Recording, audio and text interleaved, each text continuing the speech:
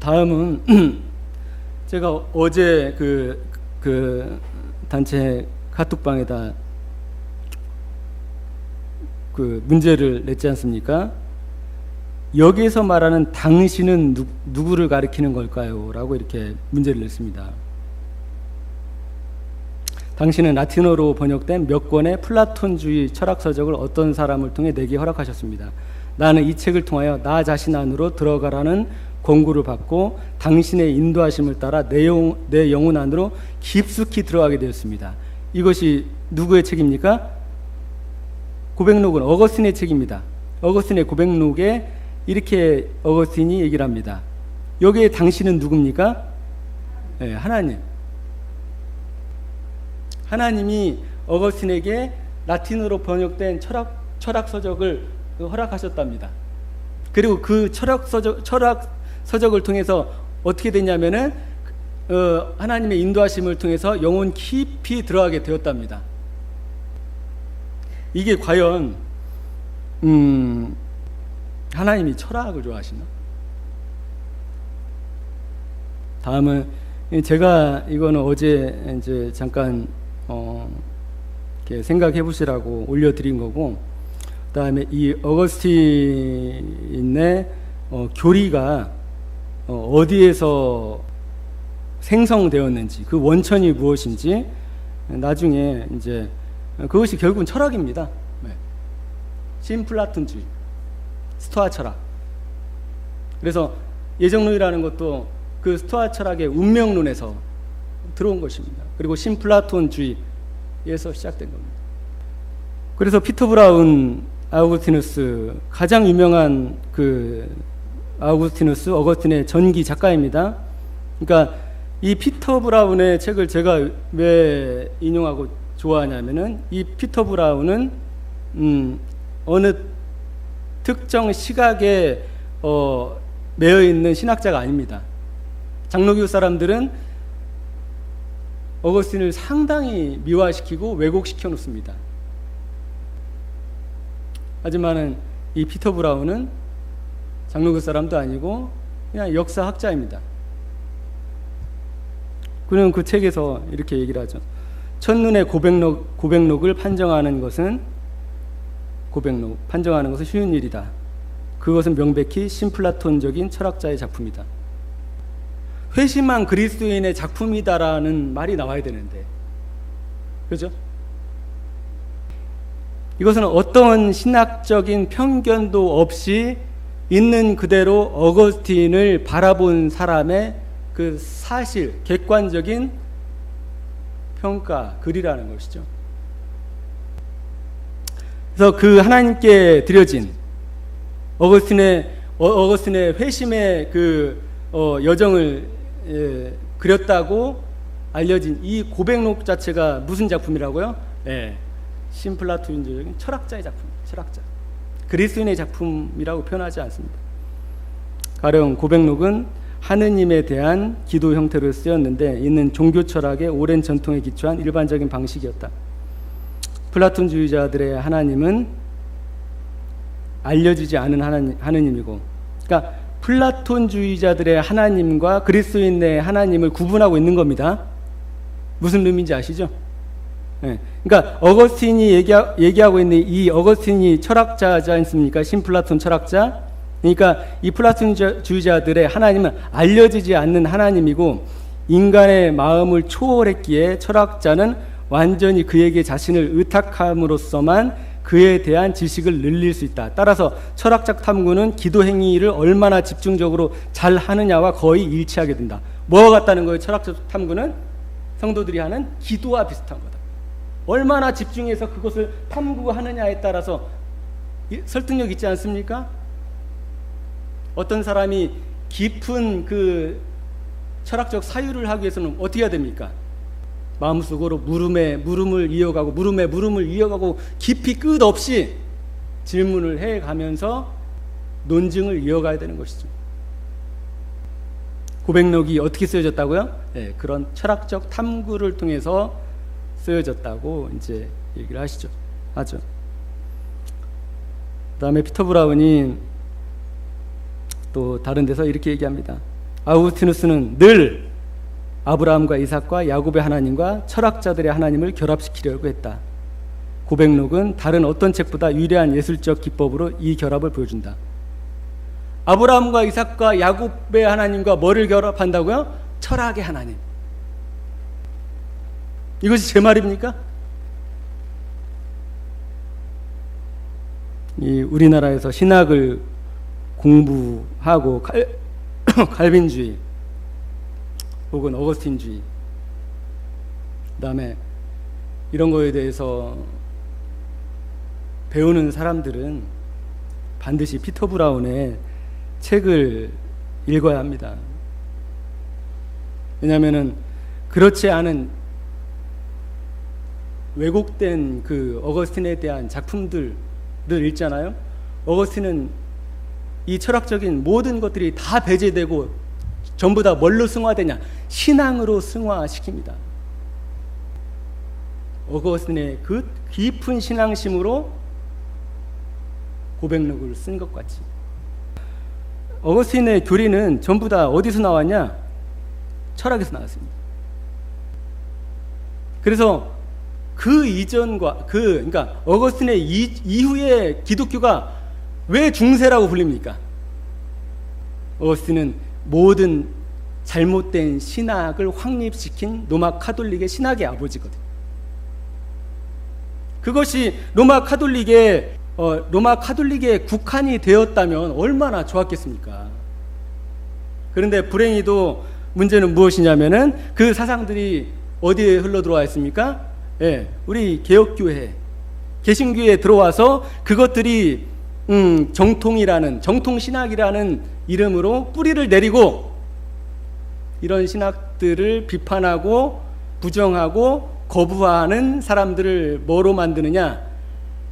어거스틴이 펠라기우스를 이단으로 만들듯이 이단시한다는 거죠. 그런데 이런 신학들의 문제점들이 뭐냐? 복음을 가린다는 겁니다. 우리가 왜 하나님의 말씀을 논해야 될 때 이 어거스틴에 대해서 논해야 됩니까? 이 사람의 어거스틴의 모든 책이 바울과 맞먹는 서적으로 바울과 비슷한 동격의 이치로 신학자들이 그것을 보고 배우고 그것을 설교한다는 거죠. 그래서 우리가 그 어거스틴의 1차 문헌, 그러니까 항상 무엇을 공부하든 특별히 그 우리나라 신학자들이 잘 못하는 게 1차 문헌, 그러니까 원저를 탐구를 해야 돼요. 원저. 그러니까 2차 문헌, 3차 문헌, 그러니까 미화되고 각색되고 해석한 책을 보게 되면 그 사람이 실제로 무슨 말을 했는지 모른다고요. 해석된 말을 내가 듣게 되는 거죠. 해석된 말을. 그래서 어거스틴이나 칼빈에 대해서 공부를 할 때, 어떤 것을 공부할 때 항상 그 1차 문헌을 보는 것이 중요합니다. 그래서 오늘 쭉 제가 이것들에 대해서 좀 이렇게 정리를 하는 것은, 이렇게 정리를 한번 쭉 하지 않으면은 이거를 그러니까 분산해서 따로따로 이것 따로 저것 따로 막 이렇게 분산해서 해야 되겠더라고. 그러면은 한눈에 많은 사람들이 어거스틴의 비성경적인 사상에 대해서 한 번에 이렇게 판단하고 평가할 수가 없어요. 그렇기 때문에 이것들을 좀 깊이 있게 분석적으로 나중에 하더라도 이것을 한번 쭉 나열을 한번 해야 되겠다라는 생각을 가진 것이죠. 그래서 이 로마 카톨릭의 교리 중에 어거스틴의 영향을 받지 않은 것이 없습니다. 그것은 저뿐만 아니라 모든 신학자, 역사가들이 다 동의하는 겁니다. 그래서 여기 보면은 로마 카톨릭 교회의 많은 특징은 그의 신학에 나타난 개념, 원리, 암시 등에서 그 기원을 찾으면 안 된다. 그 애가 누굽니까? 어거스틴. 로마 가톨릭 교회의 교리 중에서 어떤 방법으로든지 어거스틴의 영향을 받지 않은 것은 거의 없다. 스콜라 신학의 가장 훌륭한 면도 어거스틴의 사상에 의해서 축적된 것이다. 예. 어거스틴의 영향을 받지 않는 로마 가톨릭 교리 하나도 없습니다. 그래서 우리가 아까 원죄에 대해서 살펴봤는데, 이 원죄에 대해서 살펴보면은 이 한스 킹의 자료를 제가 좋아하는데, 이 한스 킹은 로마 가톨릭 학자입니다. 그러니까 개신교 학자가 아니에요. 오히려 로마 가톨릭 학자는 대부분 어거스틴에 대해서 상당히 미화하는 특성을 가지고 있습니다. 왜냐하면은 거의 그 제1의 성인이라고 할 수 있거든요, 어거스틴이. 그렇기 때문에 로마 가톨릭 학자로서 이 로마 가톨릭에 대해서 객관적으로 평가한다는 것이 쉽지가 않은데, 이 한스킹 같은 사람은 상당히 있는 그대로 객관적으로 학문을 추구합니다. 그래서 이 한스킹은 상당히 유명한 로마 가톨릭 신학자입니다. 가톨릭 내에서도 약간 진보적이라고 할까요? 그래서 가톨릭을 비판하는 좀 그런 얘기를 많이 해서 로마 가톨릭에서는 약간 좋은 시각으로 보지 않는 그런 학자이기도 합니다. 하지만 이분의 어떤 학문, 그 다음에 책들을 보면은 상당히 팩트에 의존한, 팩트에 근거한 그런 것들이기 때문에 제가 이 한스킹의 그 책을 많이 인용합니다. 한스킹이 쓴 아우구스티누스의 원죄에 대한 보면은, 아우구스티누스는 아담의 원죄를 역사적으로, 심리적으로, 성적으로 해석했다. 제일 중요한 게 여기 성적으로 해석했다가 제일 중요합니다. 그러니까 바울과는 전혀 상반되게, 이게 중요합니다. 그러니까 이 가톨릭 학자가 봐도 바울은 저렇게 성적으로 원죄라는 개념을 말한 적도 없고 도입한 적도 없고 그 비슷한 것을 비친 적도 없습니다. 바울과는 전혀 상반되게 아우구스티누스는 원죄란 곧 성적으로 결정되는 죄라고 생각했던 것이다. 그는 이 원죄가 성행위 및 이와 결부된 자기중심적 욕구, 곧 육체의 욕망을 통해 새로 태어나는 모든 사람들에게 전염된다고 이해했다. 전염이라는 표현을 썼네요. 따라서 이 신학에 의하면 모든 신생아는 세례를 받아 죄를 씻기 이전에 이미 영원한 사망에 이르는 죄를 범한 희생자들인 것이다. 태어나자마자 뭡니까? 뭘 가지고 태어났어요? 죄를 가지고 태어났잖아요. 원죄를. 그러니까 우리가 말하는 원죄의 개념이 아니라는 거예요. 우리가 말하는 그냥 원죄의 개념은 아담으로부터 부여받은 죄의 속성을 얘기하지만은 어거스틴이 말하는 원죄는 그 원죄가 아니라고요. 실제 죄를 말한다고요. 아이가 실제 죄를 가지고 있다. 이 모든 것의 결과로 어떤 고대의 저술가보다 더 날카롭고 분석적인 자아반성의 능력을 보여주었던 아우구스티누스는 서구 전체 가톨릭에 동방 기독교는 알지 못하던 원죄 교리의 유산을 남겨주게 되었고, 동시에 성적 리뷰로서의 성욕을 결정적으로 비방하게 되었다. 그러니까 어거스틴의 경우에는 이 성욕을 엄청나게 비방을 했습니다. 그래서 가톨릭에서 뭐 사제들이 결혼을 안 하는지 모르겠지만은 오직 그 남녀의 성적 결합은 오직 아이를 낳기 위해서만 해야 된다 라고 강력하게 외쳤던 사람입니다. 그 외에 하는 거는 죄다, 이런 식으로 얘기를 했던 사람이죠. 그래서 여기서 중요한 게 뭐냐면은 서구 가톨릭 교회의 원죄 교리를 남겨두었잖아요. 동방 기독교, 이 동방 정교회에서는 이 원죄라는 개념 자체가 없습니다. 그리고 이 원죄라는 개념은 솔직히 우리가 그냥 아담의 죄로 말미암은 죄성이라고 풀어서 그냥 이해를 해서 원죄라는 표현을 쓰잖아요. 근데 이 원죄라는 표현도 쓰면 안 됩니다. 성경에는 이 원죄라는 그 개념조차도 없을 뿐만 아니라, 이게 원래 처음에 시작된 이 개념이 아주 비성경적인 그 개념이라는 것이죠. 그래서 동방정교회나 아니면은 이 어떤 곳도 이 원죄의 개념을 받아들이지 않습니다. 오직 로마 카톨릭과 장로교에서만 이 원죄 개념을 받아들입니다. 침례교에서는 이 원죄의 개념이 없어요. 그냥 죄죠.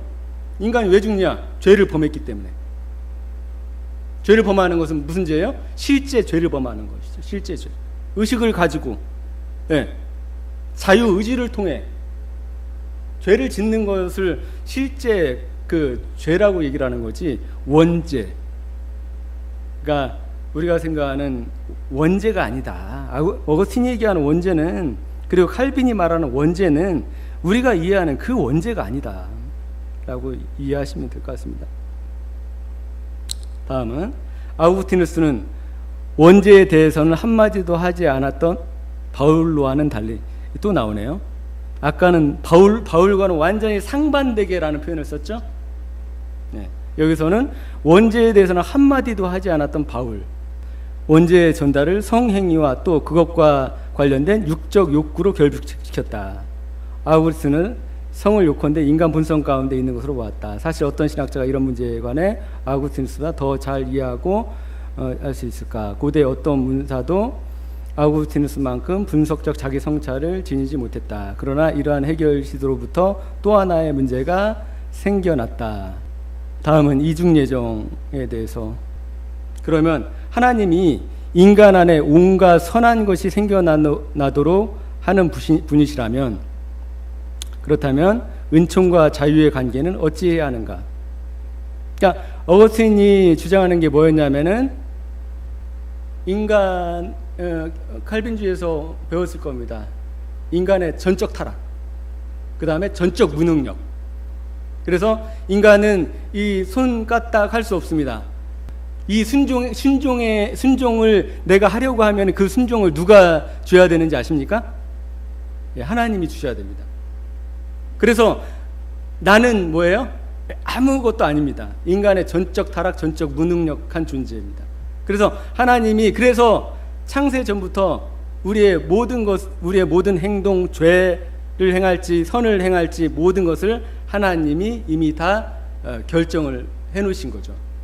그것은 운명론입니다. 운명론, 결정론. 만일 모든 것이 하나님의 은총에 의해 생기고 또 선한 의지조차 하나님께 선사받는다면, 그렇다면 인간의 자유의지는 도대체 어디에 남아있는가? 아우구스티누스는 이렇게 얘기했습니다. 하나님의 은총이 인간의 자유의지에 의해 촉발되는 것이 아니라, 그러니까 인간이 하나님을 믿으려고 해서 믿는 게 아니다. 오히려 거꾸로 하나님이 인간한테 의지를 줘서 인간이 믿는 것이다. 인간은 뭐예요? 로봇. 로봇가 정확합니다. 그래서 루터가 쓴 노예의지론. 인간은 하나의 노예입니다. 의지적인 생각이나 의지적인 어떤 것을 할 수가 없습니다. 모든 의지와 생각과 감정, 이 모든 것을 누가 주시느냐? 하나님이 주신다. 이것이 어거스틴이 말하는 예정입니다. 그래서 은총은 인간의 힘으로 얻어낼 수 없으며 다만 하나님에게서 선사된다. 하나님이 어떤 사람한테 선사를 합니까? 어떤 사람, 기준이 있을 거 아니에요. 어떤 사람일 것 같습니까? 아닙니다. 하나님이 어떤 사람을 예정을 해요? 어떤 기준으로 예정을 해요? 자기 마음대로입니다. 왜냐? 누구기 때문에 그래요? 하나님이잖아. 하나님이 자기 마음대로 하겠다는데. 그러니까 로마서인가요? 이 토기장의 비유에서 그것을 가져다가 이런 얘기를 하는 겁니다. 토기장이한테 지음을 받은 저기가 왜 날 이렇게 만들어서 할 수 있냐? 못하지 않잖아. 그러니까 하나님이 너를 지옥 보내든 천국 보내든 너를 어떻게 쓰든 너는 그냥 아무 존재의 가치가 없는 존재야. 하나님이 은혜를 주지 않는다면. 다만 선사된다. 오직 하나님의 선물만이 인간 안에 모든 것을 성취하며 인간의 구원의 유일한 바탕이다. 자유로이 베풀어지는 이 은사는 죽을 때까지 인간에게 언제나 필수 불가결하며 물론 인간의 끊임없는 협력을 요구한다. 그러나 구원받지 못하는 사람들이 그렇게 많은 것은 무슨 까닭일까? 펠라기우스파의 논쟁에 깊이 빠져들수록 아우구스티누스의 입장 점점 엄격해졌다. 이것은 그의 이중 예정설에서 뚜렷하게 드러난다. 이 예정설은 서방 그리스도교에 그야말로 무서운 영향을 끼치게 될 테었다. 아우구스티누스에 의하면 하나님은 천사들의 타죄로 인해, 이게 타죄라는 게 타락해서 그 죄로 말미암아 타락했다는 것을 말합니다. 천사들의 타죄로 인해 생겨난 균열을 다른 이성적 존재들, 이것을 이 한스킹은 이 영지주의나 만이교에 대해서 아주 깊이, 그리고 철학에 대해서 깊이 다 섭렵한 사람입니다. 그래서 이 어거스틴이 얘기하는 것이 무엇인지를 정확하게 이해를 하고 있는 사람입니다. 그래서 이것을, 이 어거스틴의 주장이 영지주의적이고 만이교적인 사상이다라고 이제 얘기를 하는 거예요. 어거스틴이 10년 동안 어디에 있었습니까? 네, 만이교에 심취해서 그 사상, 거기에서 10년 동안 받은 사상을 배운 것이 그대로 어디에 나중에 녹여지냐? 이 예정론이나 다른 그 자기가 설파하는 그 신학에 녹여져 나왔다는 것이죠. 다시 채우기 위해. 그러니까 천사들로 인해 균열이 생긴 다른 이성적 존재들을 다시 채우기 위해. 그러니까 예를 들어서 천사가 3분의 1이 타락을 했다. 그러면 이 3분의 1을 갖다가 어떤 존재로 채우려고 했다는 거예요? 네, 인간, 이성적 존재. 하나님이 인간을 이성적 존재로 만들었잖아요. 그 인간으로 그 타락한 천사들의 부족한 수를 채우려고 인간을 만드셨다, 한마디로. 그래서 이 근거가 한스킹이 근거 없이 이런 글을 쓸 사람이 아니거든요. 이 한스킹은 엄청나게 그 박식한 사람이고, 검색해 보시면 거의 천재라고 할 수 있습니다. 처음부터 영벌받을 무리와는 달리 비교적 소수의 굳게 서 있는 사람만 지보개로 예정하셨다. 그러나 이러한 기설이 하나님의 자비에 대한 긍정과 양립할 수 있는가? 우리가 묻는 거죠. 이게 하나님이 인간을 사랑하시는데며, 성경이 인간을 사랑하신다고 되어 있잖아요. 그리고 인간을 위해서 이 땅에 그 육체 몸으로 입으셔서 결국은 인간들에 의해서 십자가에 달리셔서 피를 흘리시잖아요. 그런데 그 물음에, 그러니까 이 칼빈주의에 반대하는 사람들의 물음을 동일하게 이 가톨릭 신학자도 동일하게 하고 있다는 거죠. 이것이 비단 이 한스킹뿐만이 아니라 2000년 역사 가운데 모든 사람들이 다 이런 생각을 했습니다. 어거스틴 시대, 어거스틴이 예정론을 얘기했을 때 어거스틴의 그 예정론은 이단 시대였습니다. 왜냐하면 가톨릭 교회에서 전혀 받아들여지지 않았습니다. 왜냐하면 상식적으로 생각해도 말도 안 되는 논리와 교리거든요. 그래서 한스킹 같은 경우는 이것을, 이 어거스틴이 어디에서 끄집어냈냐, 들여왔냐, 그러니까 만이교적 사상, 혹은 플라톤의 신플라톤주의의 운명론, 스토아 철학의 운명론에서 이것들을 얽어가지고 이런 교리들을 만들어냈다라고 얘기를 합니다. 어떻게 하나님의 자비에 대한 긍정과 양립할 수 있는가? 전적으로. 왜냐하면 어떠한 요구도 하지 않고 영원한 지복을 선사하시는 하나님의 자비가 인간의 구원에서 뚜렷이 나타난다.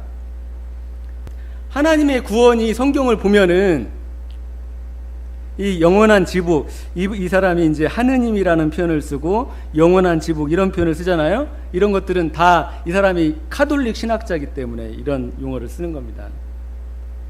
성경을 보면은 이 은혜가 어떻게 주어집니까? 우리가 오늘 로마서 5장 읽은 대로 값없이 모든 사람에게. 값없이 모든 사람에게. 근데 어거스틴이 뭐라고 합니까? 모든 사람이 아니야. 소수만. 다른 사람들은 하나님이 다 저주하기로 작정하셨어. 그래서 예수 한 사람으로 말미암아 죄가 세상에 들어와서 모든 사람이 사망에 이르고, 그리고 한 사람 예수 그리스도로 말미암아 모든 사람이 은혜를 입습니까? 어거스틴에 의하면 아니라는 거죠. 칼빈에 의하면 맞습니까? 아니라는 거죠. 그들이 누구하고 대립됩니까? 바울하고 상반되네요. 여기 오늘 한스킹이 얘기를 잘했죠. 바울은 전혀 언급하지 않은, 그리고 바울과는 전혀 상반되게, 한 번도 언급하지 않는 것들, 바울하고 충돌되는 교설을 얘기하면서, 그것이 시간을 지나면서 제가 얘기했죠. 이 시간이라는 것이 무섭다고. 그러면서 무엇이 돼 있어요? 네, 정통신학. 이들 안 믿으면 뭐예요? 너 이단 이러고 있다는 거죠. 어거스틴이 직접 하는 말을 한번 들어보면은, 왜 하나님이 모든 사람한테 이 구원의 선물을 주시지 않느냐. 믿음은 그 시초에서나 완성기에서나 하나님이 주시는 선물입니다. 그리고 지극히 명백한 성경 말씀에 반대하고 싶지 않은 사람이라면 이 선물을 어떤 사람들에게는 주시고 어떤 사람들에게는 주시지 않는다는 것을 의심해서는 안 됩니다. 지극히 명백히 성경 말씀을 누가 반대하고 있습니까? 어거스틴 스스로가 얘기를 하고 있는데 그잖아요. 오늘 로마서 우리가 읽었잖아요. 한 사람 예수 그리스도 말미암아 모든 사람이. 근데 이 사람은 거꾸로 성경을 인용하면서 명백히 내가 말하는 것은 정통이다. 이것을 반대하고 싶지 않은 사람이라면은 어떤 사람한테는 하나님이 은혜를 주시고 어떤 사람에게는 은혜를 주지 않는 것을 의심해서는 안 된다. 그러나 한 사람으로 인해서 모든 사람이 정죄를 받은 것이 확실히 공정하며, 이것만 왜 공정하다고 합니까? 로마서 아까 우리가 읽었지 않습니까? 한 사람 누굽니까? 아담으로 말미암아 모든 사람이 정죄를 받는 것은 공정하다라고 인정을 하죠. 따라서 한 사람도 정죄를 면하지 못한다 하더라도 하나님을 탓할 만한 정당한 이유가 없다는 것을 믿는 사람이라면 믿음을 모든 사람에게 주시지 않는다고 해서 마음의 동요를 느끼지 않을 것이다. 지금 뭔 말을 합니까? 네. 그러니까 한 사람으로 말미암아 죄가 세상에 들어오고 모든 사람이 사망에 이르는 것은 뭐라고요? 정당하다. 하지만은 예수님께서, 하나님께서 은혜를 주시지 않는다고 해서 그것을 갖다가 않는다고 해서 뭐를 하면 안 된다고요? 하나님을 탓해서는 안 된다. 하나님을 탓할 만한 정당한 이유가 없다. 왜 그래요? 우리는 피조물이니까. 우리는 그들이 선택된 자가 되게 하는 그 부르심을 이해해야 되겠습니다. 그들은 믿었기 때문에 선택된 것이 아니라 믿기 위해서 선택되었습니다. 그러니까 우리가 스스로 믿는 것은, 우리가 우리 의지를 가지고 예수 그리스도를 믿는 것은 어거스틴에 의하면 무슨 교리입니까? 이단교리입니다. 우리가 예수님을 믿으려면 어떻게 해야 됩니까? 창세전에 선택을 받았어야 돼요. 주께서도 친히 이런 부르심에 대해서 성경을 잘 써먹습니다. 너희가 나를 택한 것이 아니요 내가 너희를 택하였다라는 말씀으로 충분히 설명을 하셨습니다. 그들이 믿었기 때문에 선택한 것이라면 그리스도를 믿음으로써 그들이 먼저 그리스도를 택한 것이 되며, 따라서 그들은 하나님께 선택될 자격이 있었을 것입니다. 그러나 그리스도께서는 너희가 나를 택한 것이 아니요 내가 너희를 택했다는 말씀으로 이런 가정을 일수하십니다. 그러니까 성경을 심각하게 오해를 하고 있죠. 그죠? 그 다음에 어떤 이는 축복으로 다른 이는 지옥의 길로 예정되어 있다는 이 잔인한 이중 예정설 이론은 종말에 있을 만인의 구원과 화해를 희망했던 오리겐은 만인 구원설을 주장했었습니다. 오리겐이 가르침과 정반대의 주장이었다. 서구 기독교에서 이 주장은 미처 인식하지도 못하는 사이에 젖어들어 음침한 결과를 낳게 되면서 구원과 악마의 위협에 관한 끝없는 불안감은 종교개혁자 루터와 칼빈까지 계속 확산되었다. 이들 종교개혁자들 역시 이 문제가 죽을 때까지 씨름할 수밖에 없었던 것이다. 그러니까 어거스틴이 5세기에 이 확립한 예정론이 1000년 만에 누구에 의해서 부활되냐면 칼빈에 의해서 부활이 됩니다. 나중에 루터 같은 경우는 이 이중 예정설을 거의 거부합니다. 그리고 지금 루터교도 이 이중 예정설을 거부하고 있습니다. 오직 이 이중 예정설을 믿고 있는 유일한 교단이 무엇이냐, 누구냐? 칼빈주의자들만 이 이중 예정설을 믿고 있습니다. 자기네들 신학의 아버지인 어거스틴이 자기네 신학의 아버지인 카톨릭조차도 이 이중 예정설을 받아들이지 않습니다. 2000년 동안 이것이 정통교리로 언제 한번 정통교리로 선언된 적이 없습니다. 이 교리가. 하지만 오늘날 이 칼빈주의자들만 이 어거스틴의 이 1500년 전에 이 사상을 그대로 받아들여서 이것들은 정통이다. 누가 주장했기 때문에요? 네, 칼빈과 어거스틴이 주장했기 때문에 정통이다. 이렇게 얘기를 하고 있는 거죠. 그래서 이 문제 가지고 죽을 때까지 씨름을 합니다. 근데 답이 있을까요? 없을까요? 답이 없습니다. 왜 답이 없습니까? 내가 택자인지 유기자인지 내 자신이 스스로 알아요? 몰라요? 압니까? 모릅니까?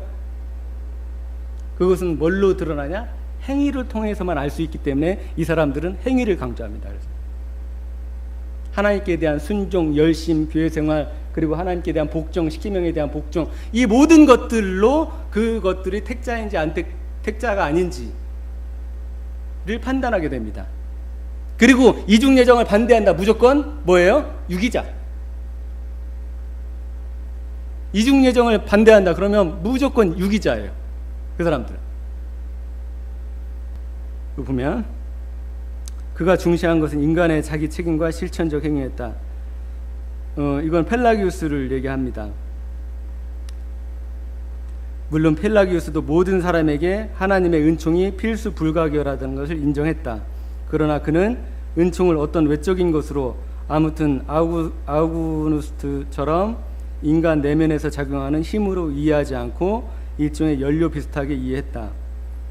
은총은 펠라기우스에게는 죄의 용서였는데 이것은 그에게도 인간이 공로 없이 얻는 하나님의 선물이었다.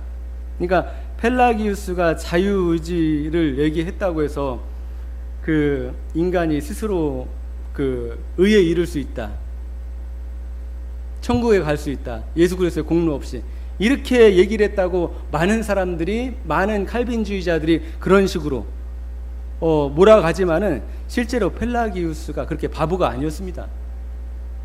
그 당시에 명성을 상당히 많이 얻었던, 주교들로부터 명성을 많이 얻었던 사람입니다.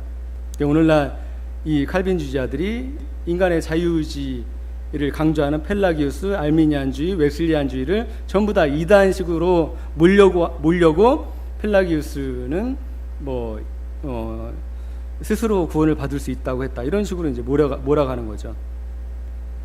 의심의 여지 없는 것, 펠라기우스 역시 세례를 통해 인간의 의인, 이 인간의 업적과 공로 없이 이루어진다고 믿었다.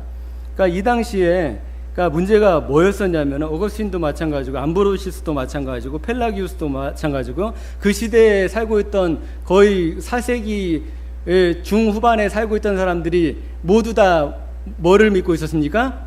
세례가 구원이다. 세례를 받아야 구원받는다. 복음이 어떻게 되어 있습니까?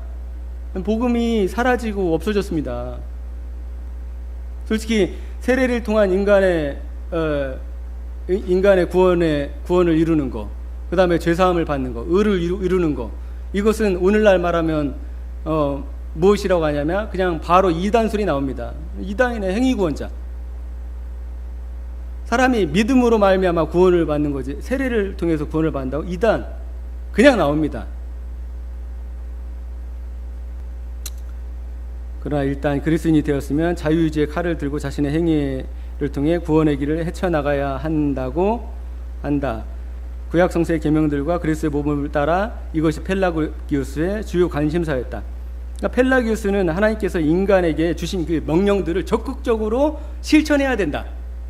예를 들어 십계명, 어거스틴의 입장에서는 십계명 누가 지켜줘야 됩니까? 하나님이 지키게 해줘야 됩니다. 이게 마음과 정성과 뜻을 우리한테 주셔야 돼요. 오히려 지킬 수 있게 우리가 마음과 정성과 뜻을 다하여 하나님의 계명을 지켜야 되는 것이 아니라 하나님이 우리에게 마음과 뜻과 정성을 주셔야 돼요. 지킬 수 있게. 하지만은 펠라기우스는 그렇게 인간의 자유의지를 강조했다는 것이죠. 그리고 한스킹도 이렇게 얘기합니다. 그리고 그것은 그야말로 합리적인 신학 아닌가? 바른 말이다 이거죠. 펠라기우스의 사상이. 다음에 이 서방신심에서 서방신심, 그러니까 이게 카톨릭 출판사에서 번역한 거라서 믿음인데 신심이라고. 예정에 대한 범죄 전후의 인간 결단의 능력을 주장했고 구원해나 멸망회로의 절대적인 신적 예정에 관해 알지 못했으며, 그러니까 서방교회는 이러한 것들을 전혀 몰랐다는 겁니다. 어거스틴이 말하기 이전에 예정론 자체가 없었다는 거예요. 서방이나 동방이나 전부 다. 오리게네스는 그의 추종자들과 같은 사람들은 심지어 만유의 화해를 믿었던 반면 노년에 이른 아우구스티누스는 펠라기우스의 과잉 반응을 하는 가운데 신화적 만이규적 관념을 받아들였다. 만이규적 관념이죠. 나아가 그는 그리스도의 보편적 의의를 희석시켰고 이스라엘과 교회에 관한 로마에서의 진실을 바울의 본뜻과 달리, 그러니까 하나님이 그 귀 쓸 그릇을 만들고 천이 쓸 그릇을 만들 권한이 없겠느냐? 토기장이한테 이 지음을 받은 것이 힐문할 수 있느냐? 이것이 누구에 관한 얘기였습니까? 이스라엘과 교회에 대해서 얘기하는 거였잖아요. 그것을 누가 더 잘 알고 있습니까? 이 한스킹도 잘 이해를 하고 있는 것이죠. 이스라엘과 교회를, 이스라엘을 선택하는 거, 그 다음에 교회를 선택하는 거, 이것에 대해서 얘기를 하고 있는 것이 바울의 본뜻인데, 이 어거스틴은 개인주의적으로 그 로마서를 옹색하게 만들었다. 그러나 무수한 인간들을 당신 외로움 때문에, 이 당신 누굽니까 이게? 하나님이 3분의 1, 예를 들어서 천사가 타락했으니까 3분의 1이 없잖아요. 그러니까 예정해가지고 자유의지를 가진 인간을 택해야 되잖아요. 그러니까 제가 봤을 때는 이것이 한스킹이 어거스틴의 그 만이교적인 어떤 여러 사상들을 꿰뚫고서 거기에서 끄집어내서 얘기를 하는 겁니다.